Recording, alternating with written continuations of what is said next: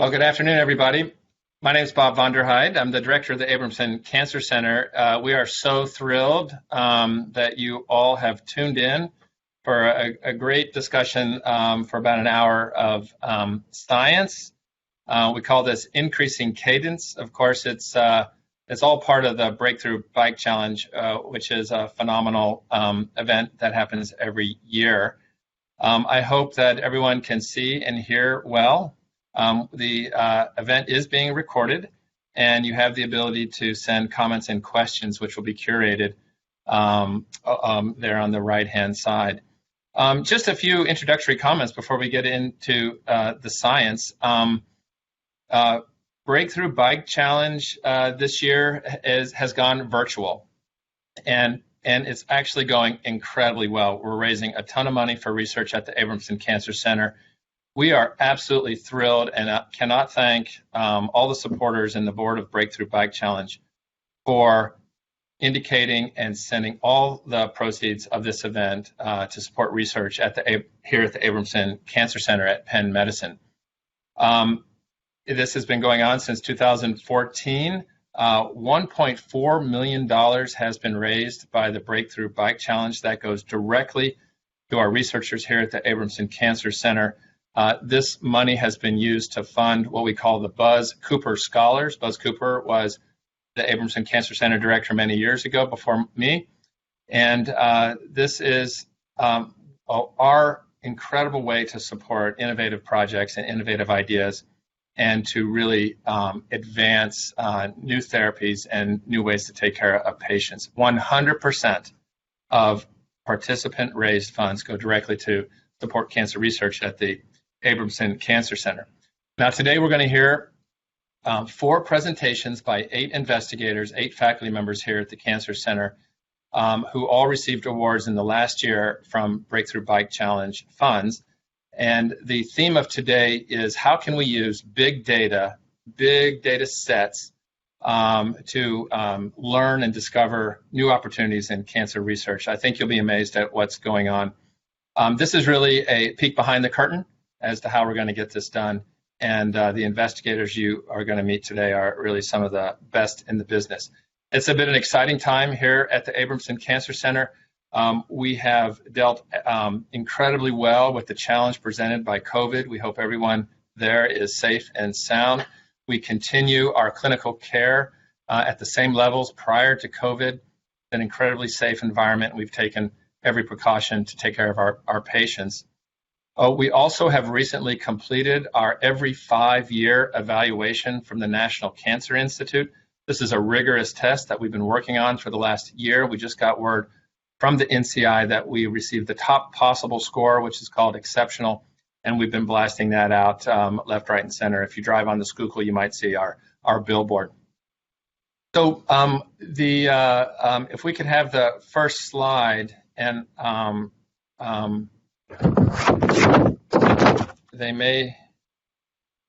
I just want to highlight the incredible sponsors for this event that you can see there.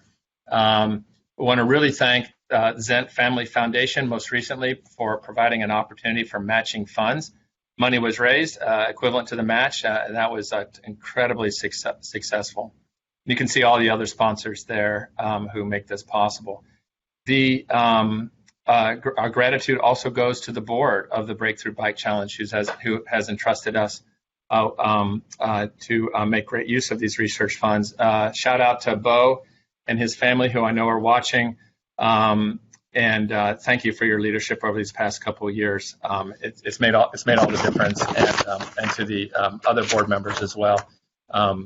We just love partnering with you on this. So if we could move to the next slide, I'll begin a little bit of housekeeping. So you're going to hear 4 presentations today. They're 5 minutes, and then a question. Each project is led by 2 investigators.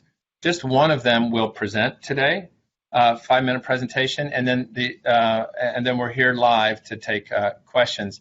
I'll make sure that we ask the other investigator a question so you can see them also as we go forward.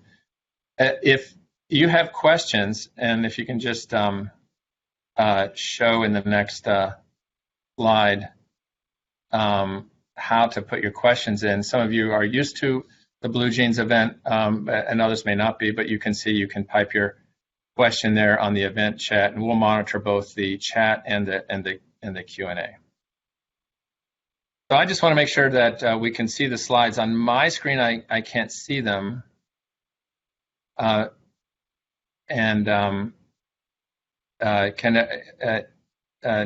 you're going to go first. Can you see? There's the slides. I can see them. Yes.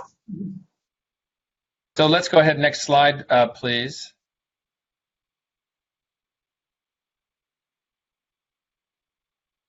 There we go. So our first, each of these presentations has been situated in terms of answering a really important question. And the first question we want to answer is, can we combine blood and imaging tests to better select therapies for patients with non-small cell lung cancer? Presentation is going to be given by Despina Contos, who's in the Department of Radiology, and her co-investigator is Dr. Erica Carpenter, who's in the Department of Medicine, Hematology, Oncology. So Dr. Contos, thank you very much for joining us today, and we look forward to your short presentation. Thank you, Dr. Vorderheide, for the introduction. Next slide, please. So it's an exciting time for lung cancer therapy, and in fact, there has never been a time where fewer patients are dying from lung cancer. And this is primarily due to progress we have made over the past several years in developing targeted therapies that specifically go after mutations that are driving the development and the growth and the aggressiveness of the disease. And so while a lot of progress has been made, we're still limited in that several patients develop resistance after a certain amount of time. And the main reason we hypothesize this is happening is because lung cancer is not just one disease. It's a heterogeneous disease, and oftentimes there are more than just one mutations in the same tumor that are driving its growth and aggressiveness. And it's difficult currently clinically to capture that heterogeneity of the genomic drivers of the disease. Next slide, please. So what we have done here with the support of the Breakthrough Bike Challenge is to discover new tests that we can put forward into making better selection of patients that can benefit from these therapies. And we're doing that by combining non-invasive tests, including a conventional kind of blood draw with novel techniques to sequence the genomic material from blood developed at Dr. Carpenter's lab, which basically can take a regular blood draw and then be able, with these advanced sequencing technologies, to determine what are the actual genomic mutations at the original site of the disease. And that's pretty fascinating because we can overcome some of the limitations currently from biopsies. Biopsies only capture a very, very small part of the tissue, and it's often not possible to determine the extent of the genomic heterogeneity just from one biopsy. In addition, for lung cancer, the biopsy itself can be dangerous for the patient, so it's not an easy procedure. So we can use the liquid test, the blood test, we call it liquid biopsy, to be able to determine the genomic heterogeneity on the original site of the cancer.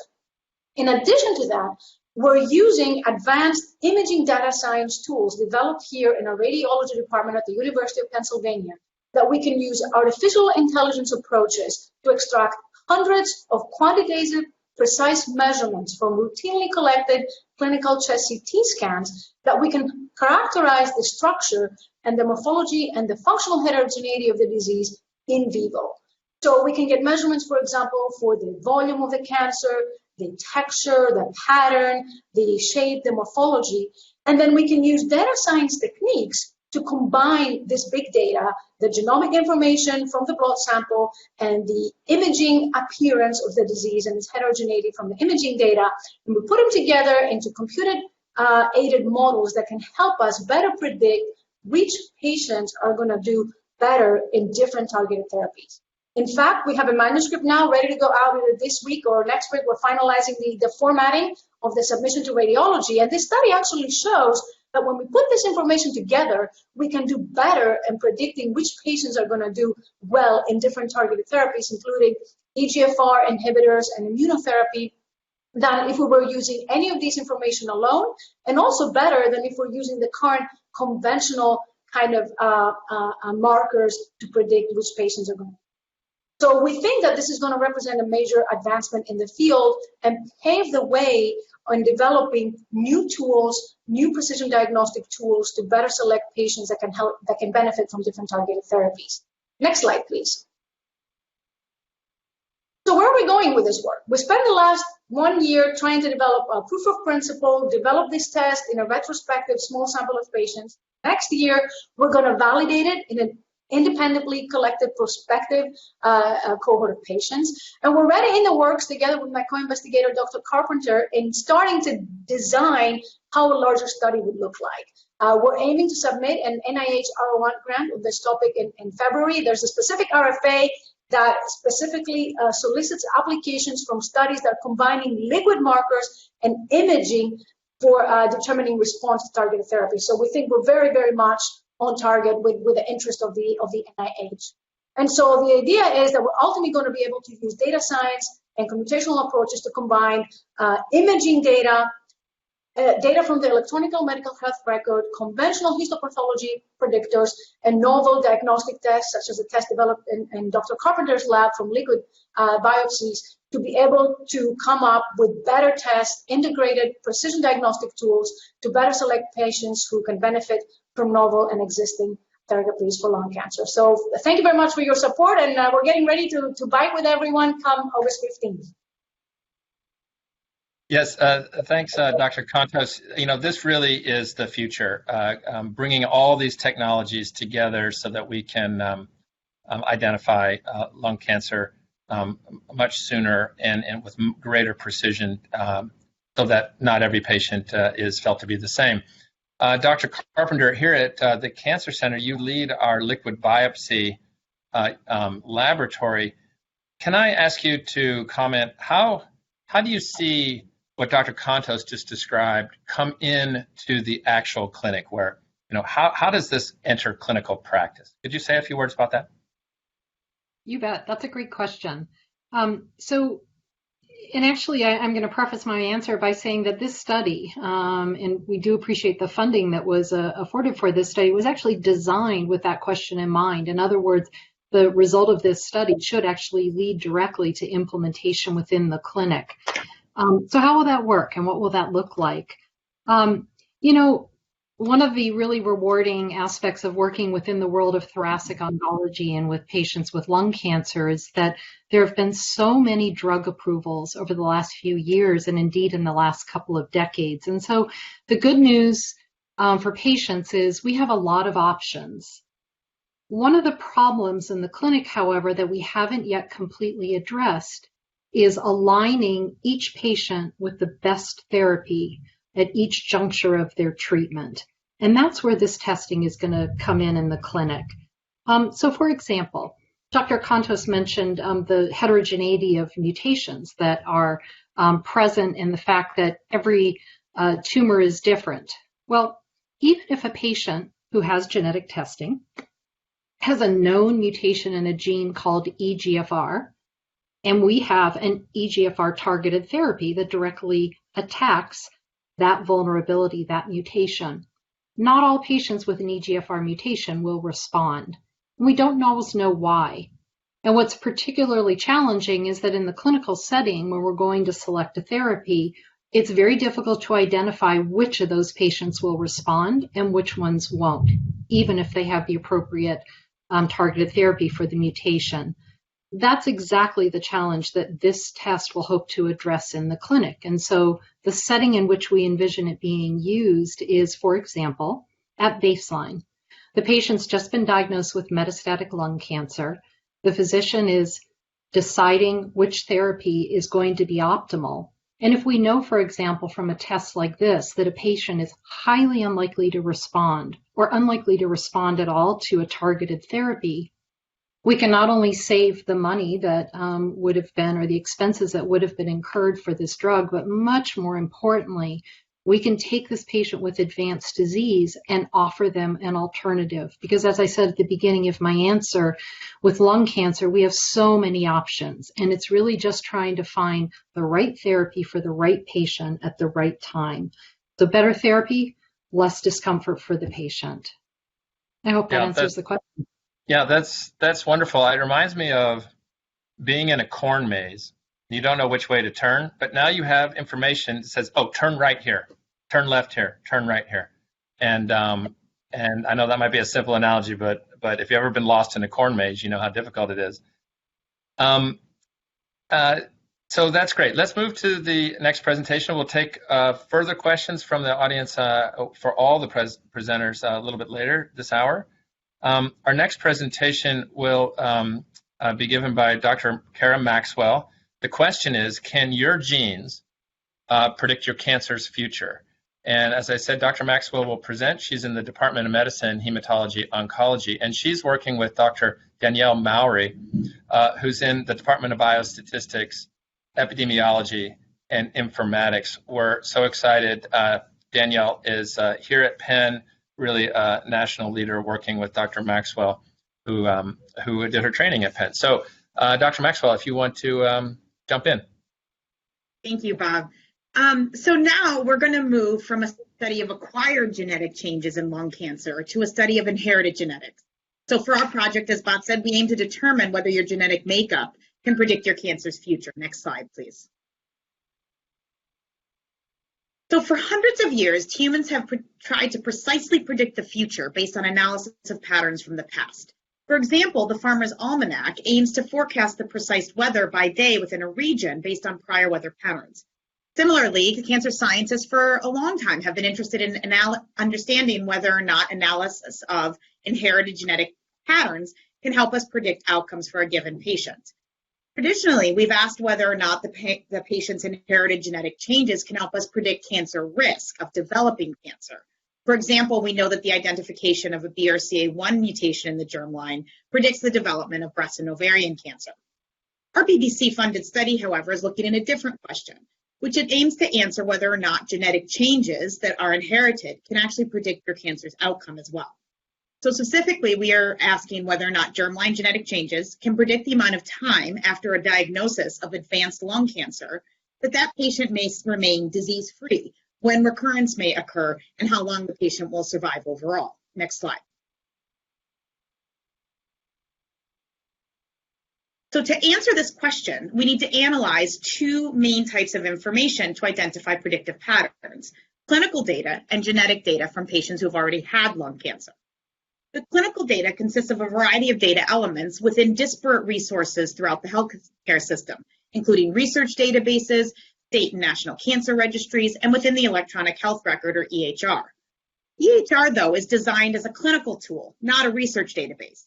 Therefore, advanced computing technologies are needed to convert this information into discrete research variables. My partner, Dr. Danielle Mowry, as Bob already mentioned, is a nationally recognized expert in converting EHR data into research variables. So to answer this important cancer-related questions about cancer course, Dr. Mowry's team needs to pull data such as what type of lung cancer does the patient have? When were they first diagnosed? How did the cancer present? And what treatments did they have, and were they successful or not?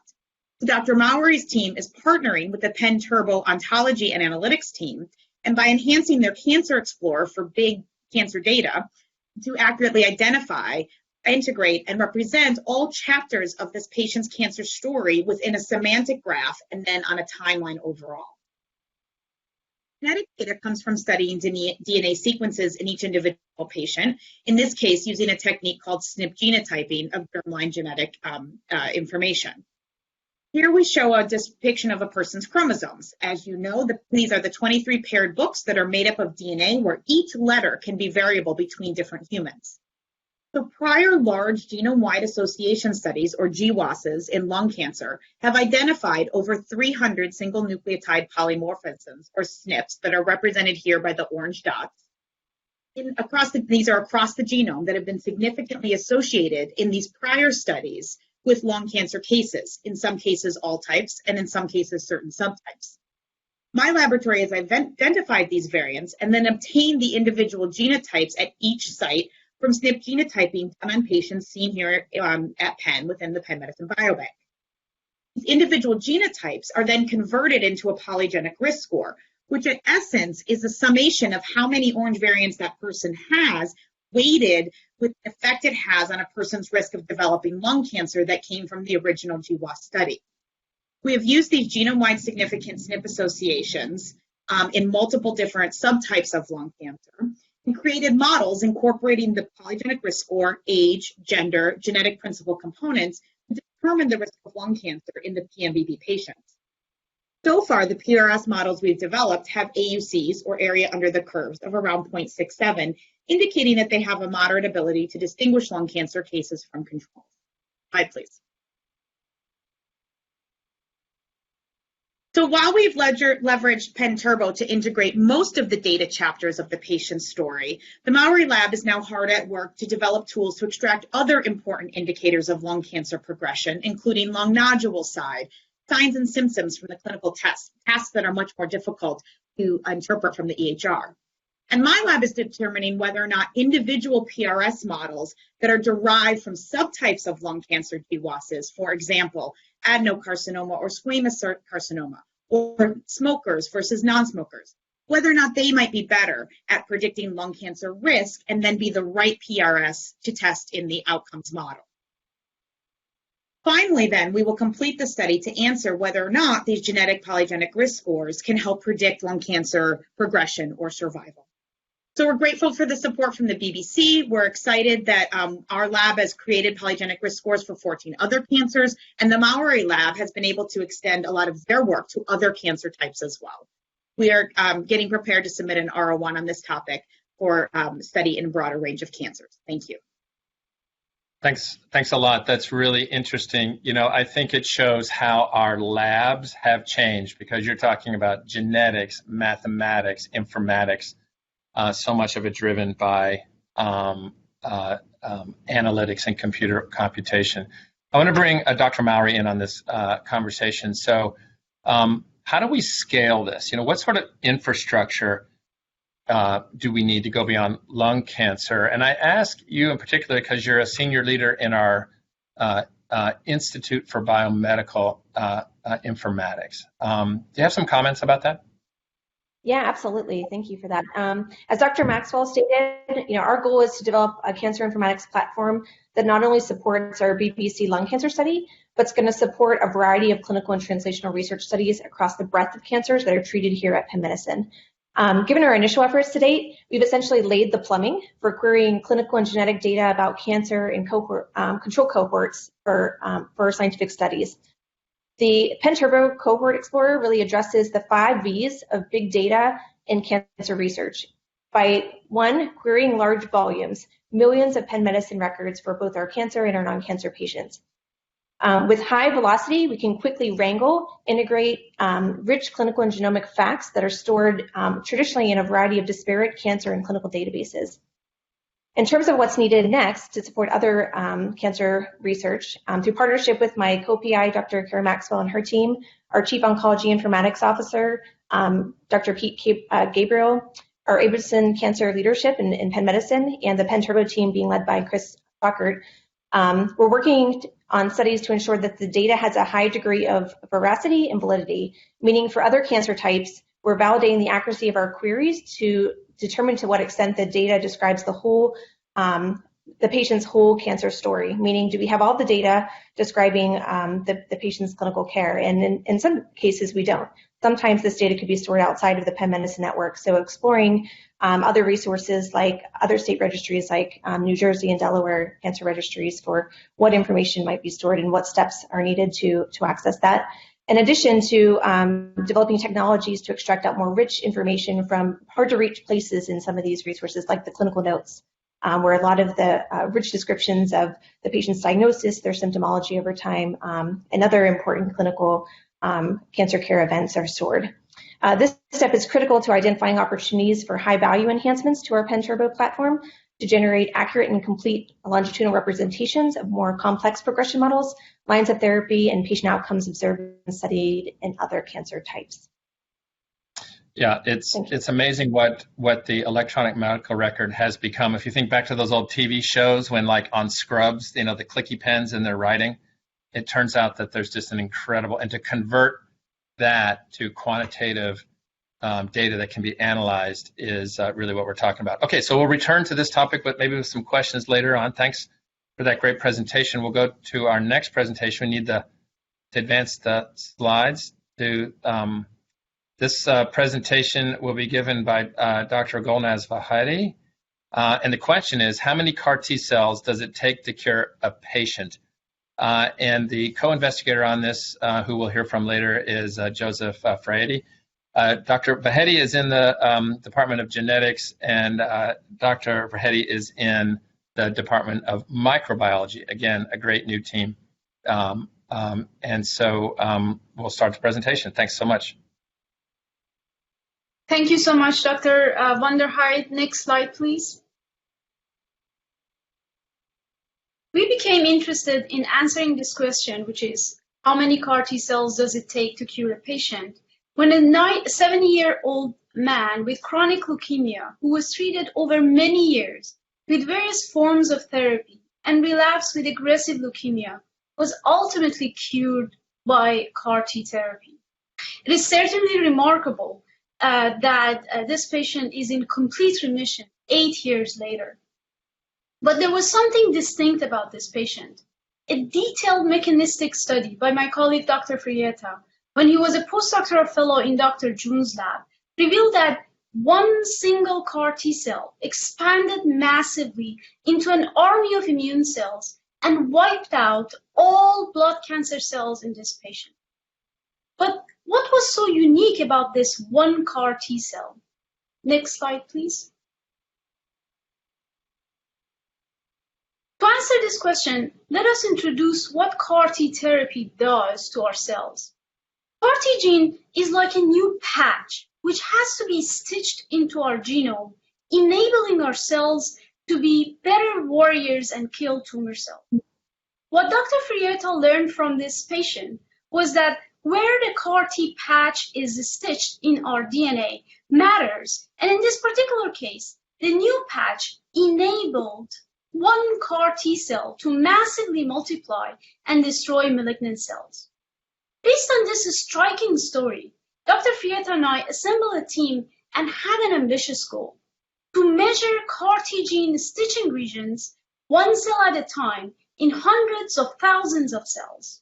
Our rationale was, if we had a cutting-edge technique to measure CAR T stitches in thousands of cells, we can apply it to cells of responders and non-responders to CAR T therapy and learn all the beneficial stitching points for patients. However, addressing this question in individual cells is challenging, considering how our DNA is packaged in our cells. In each single cell in our body, a lot of compaction is involved to fit literally 2 meters of DNA into an extremely tiny 6 micrometer space of our nucleus.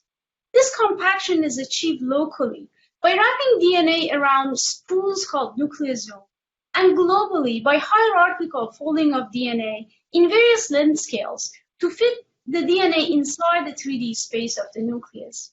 And just like how the bright billboards of Times Square are composed of thousands of light bulbs, each shaped by their filaments, this hierarchical organization in our cells, inside every single cell, also selectively shapes cellular identity by turning genes on and off.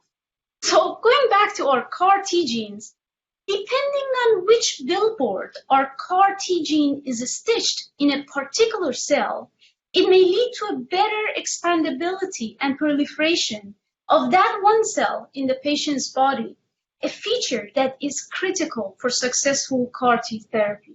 Next slide, please. In this project, we aim to detect all individual CAR T patches by building upon an assay that measures the location of spools one cell at a time. With the help of BBC funding, we devised a novel method to find the location of CAR T patch from spool-free fragments, and we are beyond excited to report that this work was recently published in the Proceedings of National Academy of Sciences in March of 2020. In this study, we also discovered that indeed CAR T gene may itself get wrapped around spools which can lead to its suppression and dysfunction, something that was not known prior to our study. Moving forward, together with Dr. Frietta, we are very excited to apply our novel technique to cells from CLL patients who are responders and non-responders to CAR T therapy. We aim to exploit machine learning and learn all favorable stitching points in our genomes. The completion of this collaboration will create the first atlas of all possible stitching points for CAR T genes, such that if stitching can be directed towards favorable regions and avoid deleterious regions, it will allow us to ensure successful CAR T expansion. Thank you for your support and attention. And thanks for that great presentation. It's just amazing the depth that we can look at, and just using these high volume assays, look at millions of cells at once. So the question is, for Dr. Frietta, once you have this information, how do we make the CAR T cells better? They're pretty good, by the way, but we want to make them better. How do you envision this resulting in a better therapy? Yeah. So Bob, that's an excellent question. So the technology that Dr. Vahedi described will ultimately, it's the first step in really allowing us to precisely and molecularly define the pathways that promote the therapeutic durability of human CAR T cell function. And that was done, as you saw, using the state-of-the-art profiling techniques that Dr. Vahedi pioneered, and also an array of complementary models in both of our labs. So, together these tools will allow us to probe the factors that enable these CAR T cells to maintain high levels of activity for prolonged periods of time in patients. And so with the new technology that we developed through the generous funding from the BBC, such information, to get at your question, can hopefully help us with, closing that translational loop from the bench to the bedside, to the bench, and all the way back to the bedside, with the goal of making what we call best-in-class engineered T cells for patients. And these sorts of therapies are now entering mainstream oncology, so it's a very exciting time indeed, and much of it really started here at Penn. Yeah, absolutely. Great point. I'm glad you said. Penn is world leader on this technology, and we're not satisfied with having changed the world once. We're going to change it a second time. Can I ask you a question, Doc?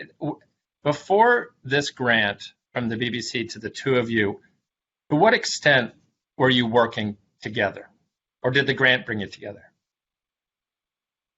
In many ways, the grant brought us together. So we had initial discussions about this, but it was such a challenge to really find a funding agency, particularly a federal funding agency, that would, bankroll sort of a high risk, but as you could see, high reward type project. So we were really planning on doing that. And then with this funding and with this data that led to this excellent publication, now we're really in a competitive space to be able to expand these analyses out and look at more patients and secure funding. Yeah, exactly. And that's what we mean by seed funding, getting the team together and then going to the next level of funding with all the progress. So that's great. We'll return to more questions for the two of you in perhaps a minute, but we have one more presentation, last but not least. We're going to continue talking about CAR T cells. This time hearing from Dr. Thomas Tikhonenko as well as Dr. Zing. They're both based at Children's Hospital of Philadelphia and in the Department of Pathology and Laboratory Medicine. And Dr. Thomas Tikhonenko is going to give the presentation. Thanks very much. Great, thank you, Bob. Good afternoon, everybody. I will pick up exactly where Golnaz left off, and I will tell you another story about CAR T cells for aggressive leukemia. So thank you, Golnaz, for the very nice introduction. Our shared goal is to make CAR T cell therapy better. But our group is focusing on a somewhat different question. And our question is, can we design novel CAR T cells to be more cancer specific? So let me tell you what I mean by that. There's clearly CAR T cells for both adult and pediatric leukemia, they generated tremendous excitement among the patients, naturally, but also in the research community. But there is one significant side effect that we often don't hear about or don't often talk about. So the CAR T cell of the variety that Golnaz told you about, they kill leukemia cells by latching on to the protein called CD19. So CD19 is not purely a cancer marker, unfortunately. It is also produced by a subset of the immune system called B cells, which make antibodies. Next slide, please. So as CAR T cells kill leukemia, they also kill normal B cells, resulting in a condition called B-cell aplasia. And when you have B-cell aplasia, it makes you defenseless against a wide range of pathogens, including the COVID-19 virus. So a couple of years ago, we started thinking, wouldn't it be great if instead of targeting CD19, we could find another leukemia target that is not shared by normal cells and would not cause B-cell aplasia. So the big question is, how do we find this true cancer-specific marker? And it turns out that this is a very difficult task because leukemia cells and normal cells share the same set of genes, and normal cells and cancer cells typically produce the same set of messenger RNAs that contain instruction for protein assembly. So we had to really dig deeper, and we decided to focus on a process called splicing. So as it happens, our genes are not contiguous. Next slide, please. So they consist of meaningful pieces, which we call exons, and their exons are interrupted by largely nonsensical pieces called introns. And to generate proper instructions for protein assembly, these introns have to be removed, and the exons need to be spliced together in the correct order, 1, 2, 3, 4, and so on. So it turns out that many leukemias cannot do this splicing properly. And instead of splicing exon 1 to exon 2 to exon 3 to exon 4, they do all kinds of crazy things. They sometimes skip entire exons, such as exon 3 in this instance, and this generates an entirely different protein, related but different. So can this be exploited therapeutically? So we spend a lot of time with Dr. Zing's help analyzing large data sets, and now we believe that we can exploit alternative splicing therapeutically. And I will give you just one example of how we think this might work. I'll tell you a protein called CD53, which belongs to a family of protein called tetraspanins. So the reason they're called tetraspanins is that they span cell surface exactly 4 times. And next slide, as a result, both ends of the protein are tucked in neatly inside the cells and are invisible to the immune system.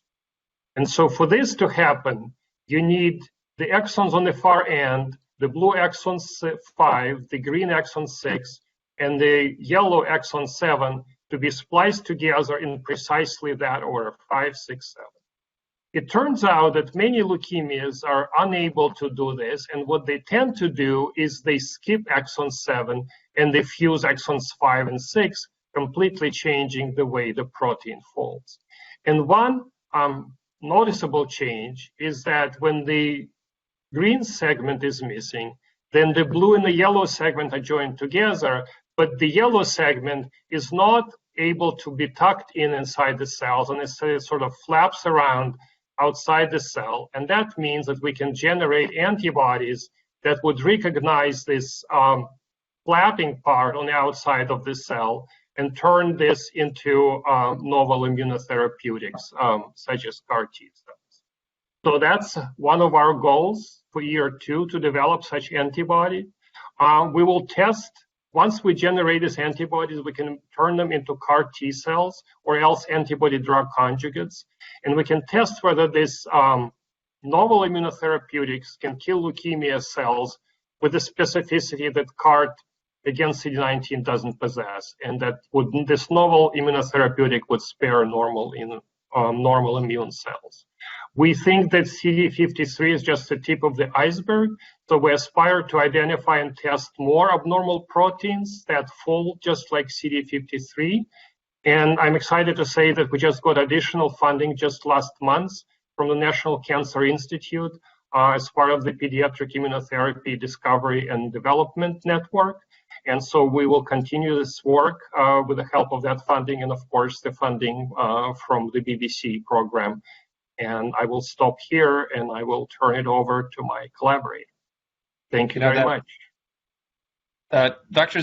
Zing, add your thoughts here. What we're trying to do is find, the Achilles heel of these cancer cells. Sometimes we think cancer cells are all powerful, but actually they leave behind a lot of vulnerabilities.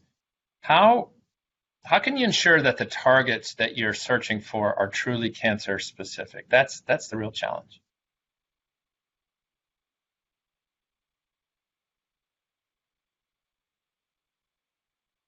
I think we just need to come off mute. Yeah.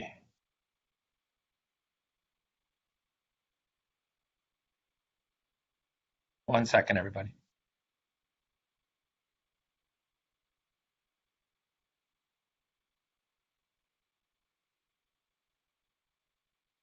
I thought I heard you before, but then I can't hear you now.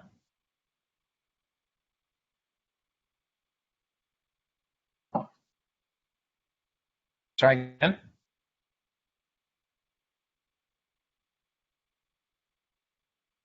Andre, can you hear? I cannot hear, but I can tell you what the comments are. I'm so sorry. Are we gonna? Let's just wait one sec. Can you activate your?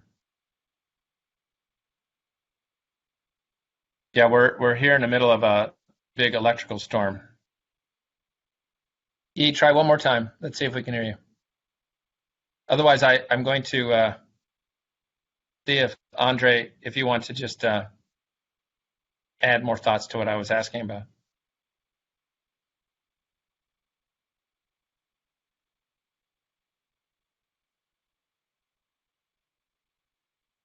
Okay.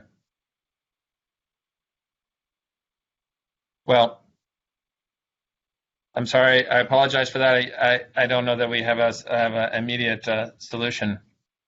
Andre, please comment. Sure. We work very closely together, and I think what his lab is doing quite amazingly is analyzing big data sets. So we obviously want our cells to be specific to the tumor cells. There are some organs that are more, crucial than others. We don't want toxicity associated with damage to the heart or liver or brain, other vital organs. So, and the real challenge is how do we predict these toxicities computationally? To do that, we really need some tools to analyze very large data sets. And fortunately, these data sets exist now. It's the real effort by many labs that investigate and not just cancer tissue, but normal tissue. There's a GTEx data set, which is quite amazing, and it contains normal data on normal tissues from hundreds of patients. The challenge, of course, so it's great that we have these tools. The challenge is how do we interpret this data? So we have data on RNA sequencing. There are terabytes of data. How do you analyze it? How do you develop robust tools that would allow you with great precision to zero in on your gene of interest, let's say CD53. A lot of cells in our body make CD53. Is this abnormal splicing truly unique to leukemia cells? So the answers will come from analysis of this large data set. And his lab came up with some very robust and very amazing tools that allow us to address this computationally. So we'll still have at some point to go to the bench, and the proof will be in the pudding, in the clinic, in the preclinical models. But if we can anticipate these toxicities ahead of time, we can, it will inform our decision making, and we can prioritize our targets in a smart way. Yeah, that's the phrase, prioritize. If you have a million possibilities, if you can use analysis of big data sets to narrow it down to 5 candidates, then you're much more productive. So I really appreciate those great presentations from the 8 of you, and the work is going great. We'll stay tuned for the progress. Any number of you mentioned, and maybe some of our audience may not know, you'll say things like, oh, we have an R01 on the way, or we just got notice of an R01. An R01 is a grant from the National Institutes of Health. They come in various flavors. They're worth roughly about $2 million. So think about the conversion, the return on investment of these seed money to money from the National Institutes of Health, which you all are some of the best in the world of getting those grants, but not if you come in without preliminary data. Carolyn, I know you've been curating the questions, and maybe we just want to look at the chat room, and while we have our investigators get some more questions and dialogue. Yes, and I've actually received a few offline questions. Okay. So I guess we'll get started with those. Is personalized medicine being used in cancers besides lung cancer? You know, that's a great question. Erica, do you want to say a couple words? Absolutely. Yeah, I was nodding my head already. Absolutely. I saw you nodding. Yeah, so the work that we described earlier for lung cancer is indeed being applied to many different solid and liquid tumors. So one example I would give is breast cancer. So there was a recent approval for a targeted therapy. This targets tumors that have mutations in a gene called PIK3CA. And in a very analogous way to how we genetically profile lung cancer tumors, we find their mutational vulnerabilities, and then we use that to guide the selection of targeted therapies. We're doing that almost every day for patients with with breast cancer. We also do this for prostate cancer. We do this for other solid tumors as well. So I would say, you know, when I founded my lab 5 years ago here at Penn Medicine, we hadn't even, you know, stuck a toe in the water in terms of personalizing medicine in this particular way. It is now a part of our clinical pathways and is really spreading throughout the hem-onc clinic. So it's a very exciting time. And as it spreads, you know, previously, as you referred to, but maybe we all didn't catch, we needed to biopsy the tumor. Sometimes even take the patient to the operating room, get a piece of tissue. And now, with the technology out of your lab and many others, you just do a blood test, and you get that same information. So you can find your way through the corn maze very, very quickly, because getting a blood test, you can do that just with a tube of blood and not having to take someone to the operating room. Carolyn, Absolutely. do you have another question for us? Yes. Can you comment on how the inclusion of bioinformatics in cancer research may provide better insight and direction for patients who have received a later stage diagnosis? And this came in through our Q&A chat. Yeah, any of you could answer that. I wonder if, Yizing, if your microphone is working. On my screen, you're muted. Let's just give you one more chat. Let's see if we can hear you now. So, I'm so sorry. Who else would like to take a shot at that? Dr. Mowry? Just come on. There you go. Thanks. Yeah, but I would say I'm not a domain expert in bioinformatics. I'm more on the clinical research informatics side. But I think my co-PI, Dr. Kara Maxwell, gave a really a very nice response to that. I'll kick that to Dr. Maxwell to elaborate. Okay. Thank you, Danielle. Yeah, I mean, what's so amazing is bioinformatics has really become the, foundation for so much of our work. And if you have a kid going to college, it's probably a good career path to sort of put them into. We went from basically being able to analyze about 600 to 1,000 base pairs of DNA at one time through a technology called Sanger sequencing to frankly being able to get all 3 billion base pairs in, a run of in one day. And so what that presents, though, as a challenge is it's a tremendous amount of genetic data that you can't just look at anymore. And so my bioinformaticians and many others within the Cancer Center are trained to take that data and figure out what it means, convert it into, an Excel file or a picture or other sorts of things that help us figure out what it means. And so all of the technologies, frankly, that we've talked about today, germline sequencing data, liquid biopsy, tumor sequencing, gene expression analysis, it's all relying on bioinformatics right now. Both in clinical labs and in research. And let's be sure to highlight how radiographic data, which Dr. Contos talked to us about. Maybe you want to say a couple more words, Despina, about the machine learning. It's not just a simple X-ray anymore. Like somehow you can see what a radiologist can't see. Exactly. So I'm a computer scientist by training, and I'm very excited that it's finally the era of AI and machine learning in medicine, and especially in imaging data. Imaging so far has been used primarily for diagnosis, right? And in the case of cancer, is this a cancer? Is it not a cancer? Maybe, how extensive it is. How am I going to do the surgery based on this image guide where the biopsy is going to be directed? Sort of that has been the conventional use of imaging. But images are data, and especially in the past, I would say past five years mostly, we're increasingly understanding that the information that we can extract from images can be also used, can reflect underlying biology, not just, is this yes or no kind of, can give us information about biology, about what specific genes are mutated, how they're kind of spatially distributed within the cancer, give us information about the function of the cancer in vivo, and especially with the advent of molecular imaging, we can also get very, very specific about what receptors a cancer is expressing, how therapies are binding to the cancer. So we're starting to use imaging increasingly beyond the conventional diagnostic interpretation. So can imaging tell us if a cancer is more aggressive? Can imaging tell us if this cancer is going to respond to a specific therapy?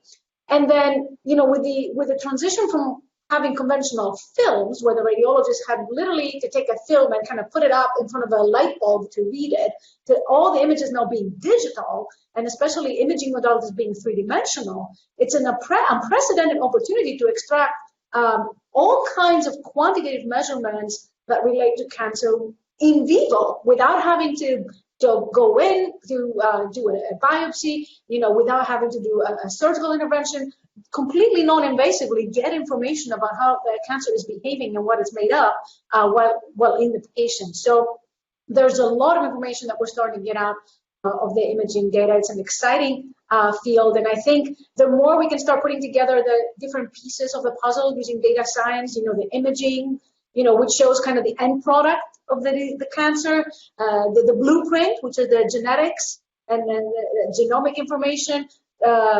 comorbidities, electronic medical health record data. The more we can start using data science to put all the pieces together, the more pieces we have, the clearer picture we're going to get about what's happening. And that's the future.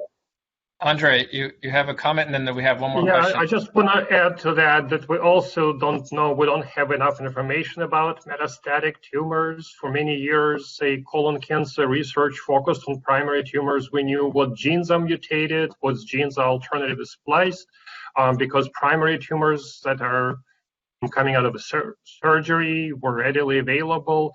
Metastases, they are not often biopsies, they're not often excised surgically because they're not excisable surgically. So we also need to generate more data because we know relatively little of what drives metastatic spread. So I think the challenge will be to generate high quality data before we can analyze it. That's a great point. Another question here I see, Carolyn, from Charles Zen. It's a great question, and I'm going to send this to Dr. Maxwell. If a genetic analysis shows not only a high risk of cancer, but also a high likelihood of a bad outcome, what are you going to do with that? Yeah, that's the key.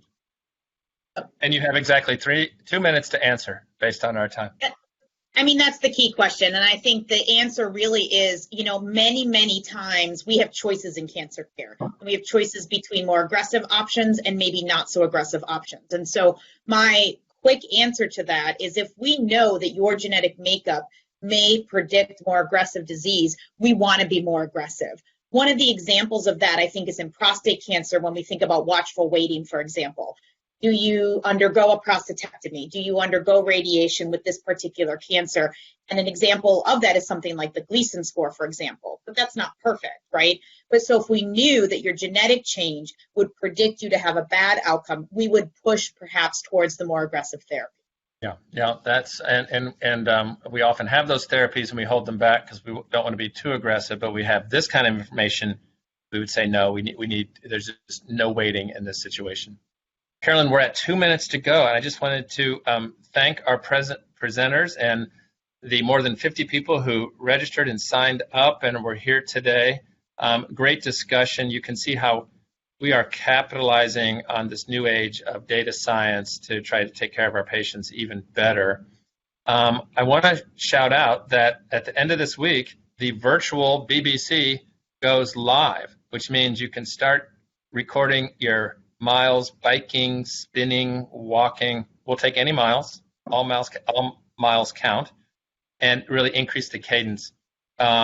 It's a virtual event, but I've just been blown away by the enthusiasm, and obviously it's for a great cause, as you heard today, cutting edge stuff. Carolyn, other comments from you or from others before we say goodbye? We did have one more question come in, if there's time. Okay, I'm going to take it. Great. How has COVID affected your research productivity this year? Yeah, great question. You know, the quick answer is a lot. It really threw us. You know, we were suddenly we went from massively busy to we had to make room for social distancing. I think you can see today how this group and all our faculty found a way around this. The resurgence in all elements, clinical research, clinical care, and basic research are on all cylinders, and we've learned how to cope. We're making great progress. You heard today, new grants, new papers, new discoveries. The problem is too important. We weren't just going to say, well, we can't do anything about it. It's been formidable. It's a new normal, but we're getting used to it. And we hope COVID goes away with potentially a vaccine. But until we're all safe, we're doing incredible things very carefully with attention to safety to get the labs up and running and efficient. And that's where we are right now. It's a great question. It's been a big concern.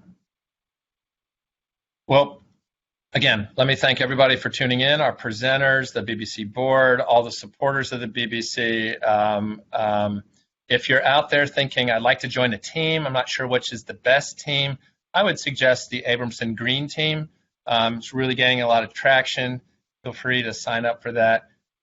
You have in all the information how to click on the link, learn more about BBC, sign up, start your own team, get out there, do the miles. We're all in this together. Really enjoyed having everyone tune in, and we wish everybody a great day. So long.